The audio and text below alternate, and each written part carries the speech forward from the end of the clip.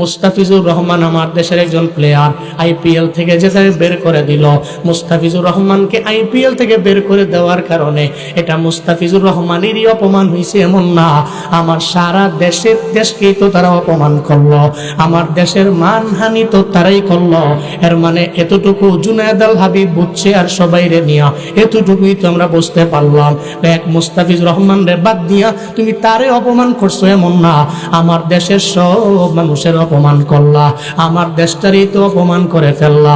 তাহলে যারা আমার দেশের অপমান করতে পারে, ইন ফিউচারে জীবনে কোনোদিন ওই দেশ আমার বন্ধু হয়ে থাকতে পারে না। চিল্লা বলো ঠিক কিনা? এরা তো বন্ধু হতে পারে না। হুজুর আপনি খেলা দেখেন, প্লেয়ারের ভক্ত, বহু অনেক বেশি শিক্ষিত মানুষরা এই কথা মনে মনে বলতে পারে, হুজুর দিয়ে খেলি প্লেয়ারের গুণগান গায়। আমি তো প্লেয়ারের গুণগান গাই না, উদাহরণ দিলাম। মুস্তাফিজুর রহমান রে অপমান করা, সে তো আমার দেশের একটা নাগরিক, তারে যদি খেলা থেকে বের করে দেয় তাহলে তো তারে বের করা হলো না, আমার দেশের প্রত্যেকটা মানুষের এরা অপমান করলো।